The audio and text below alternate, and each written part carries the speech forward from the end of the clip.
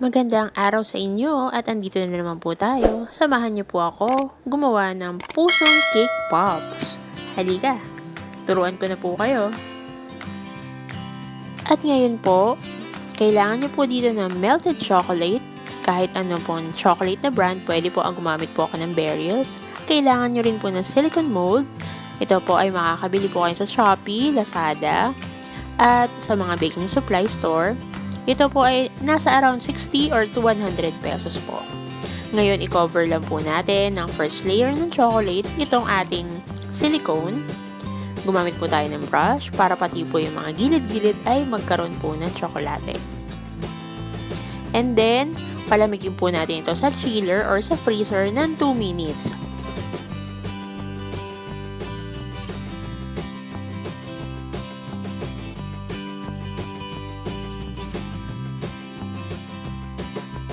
Ngayon naman po ay after natin i-chill, maglalagay po tayo ng second layer. Makikita niyo po na yung unang layer natin ay manipis. Kailangan po natin ng second layer para hindi po magka-crack yung ating cake pops or heart cake pops pag nilagyan na po natin ng cake butter or yung mga cake scraps niyo po dyan. So ulitin lang po natin yung procedure. Gumamit ulit po tayo ng brush para magkaroon ng even, and then i-chill ulit natin ng 2 minutes po.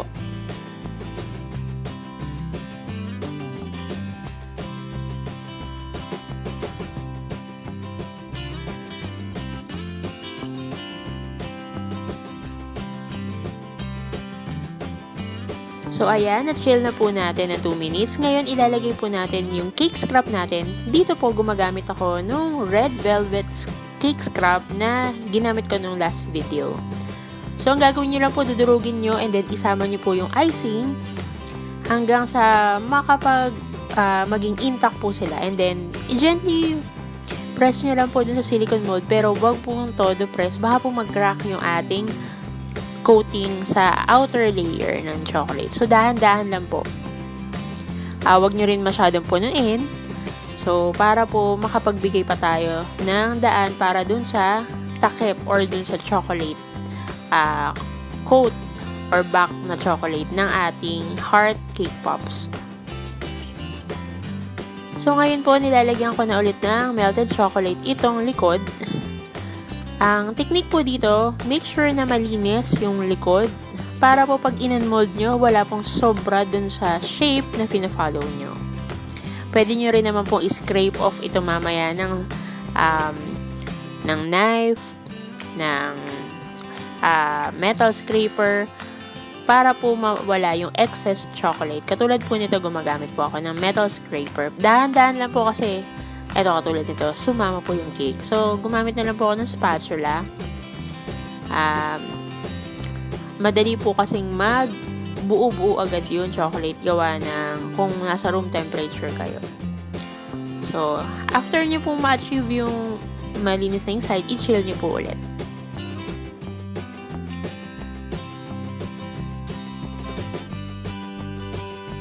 Ngayon po, i-unmold na natin after chilling it for 2 minutes. Napakabilis, di ba po? Yan, i-unmold natin dahan-dahan lang. Ayun po. So, makikita niya yung edges natin, hindi perfect. Huwag kayong mag-alala, pwede nyo pa rin pong i-cut yan dahan-dahan with a knife. Maliit na knife. Kaya nyo pong linisin yung mga excess chocolate. Huwag lang pong makapal. Ito manipis naman po. Madali lang po ito.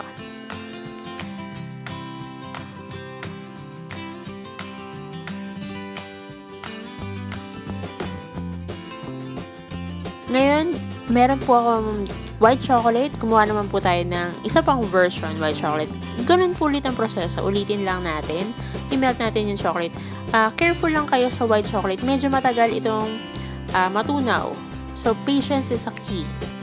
Lalo-lalo na itong heart chocolate or heart cake pops ay ibibigay nyo sa inyong napupusuan. Napakadali nito, di ba? Nako mga bakers, kung marami kayong cake scrap, nako, ang bilis-bilis gawin ito. Nga pala, please subscribe to my channel and don't forget to hit the notification bell para naman ma-update ka pag meron akong bagong upload.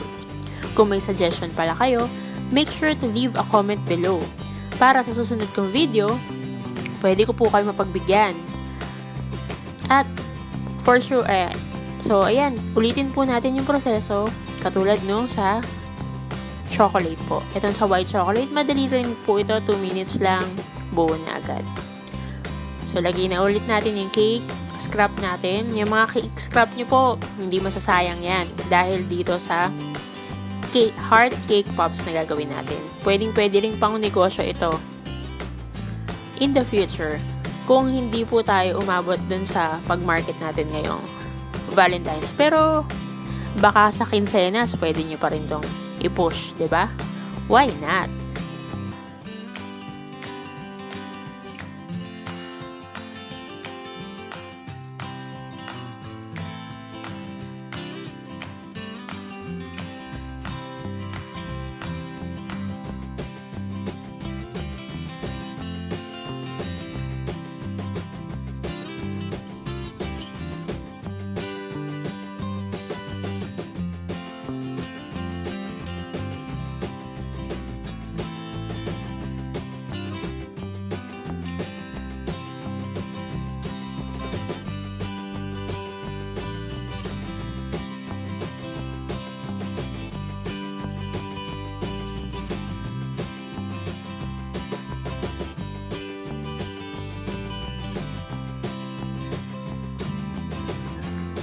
So, ayan, magme-melt po ulit tayo ng white chocolate at syempre gagamit tayo ng sprinkles. Punta lang po kayo sa Food Pantry, Inc.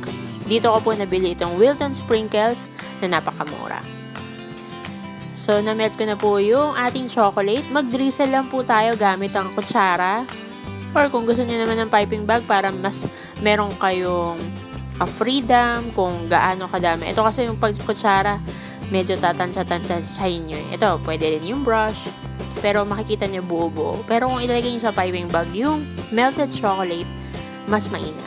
So, pagka lagay nyo ng chocolate, lagay nyo agad yung sprinkles. By the way, huwag nyong kakalimutan ang parchment paper sa ilalim para hindi maging messy ang inyong table. Madaling-madali kayong makapaglinis. So, ayan, di ba napakadali nito? Napakadali at pwedeng-pwede nyong pagkakitaan, mga chong, mga chang. Ngayon, punta naman tayo sa white. Ito. So, ang ginawa ko pala dito, bakit naging colored parang pink itong chocolate, yung Beryl's white chocolate? Nilagyan ko po ito ng food color. Gel food color. So, haluin nyo lang po ng haluin kasi kapag white, nilagyan nyo ng food color na gel paste. Medyo mahirap lang yung consistency pero patience is a key lang po. Ikot nyo lang or haluin nyo lang ng haluin. Makukuha nyo rin po yan. Meron din naman po makakukuha sa chocolate lover na colored na po yung mga chocolate. Pwede rin po yun. Pero dahil hindi po ako masyado naglalabas, kung ano na lang po yung available dito sa supermarket namin, yun na lang po yung aking binili. So make sure guys, na may parchment paper tayo sa ilalim para napakabilis. Kung hindi man mag-swak yung sprinkles, kita nyo kalat-kalat, madaling maglinis maya-maya. So, ayan. Gumamit lang ako ng brush dito. Kahit anong technique pwede rito. The more sprinkles, the better. Be generous and be creative lang. And for sure, you will have a stunning heart cake pops. Diba? So, ilagay na natin sa box. So, ito, this is a sample na pwede nyong gawin pag may umorder sa inyo. Lagyan nyo na ribbon for presentation. Ilagay nyo sa itong ginamit kong muffin ounce ay 3 ounce po. So, dinoble ko lang siya. Kayang-kaya nyo rin tong gawin. And, pwede nyo tong i-benta. So, tara! Saramahan nyo na ako at mag-comment na po kayo kung ano masasabi nyo dito sa ating heart cake pops. Ang sarap nito guys at napakadali. Hanggang sa muli, kita ulit tayo sa susunod nating video. Bye for now!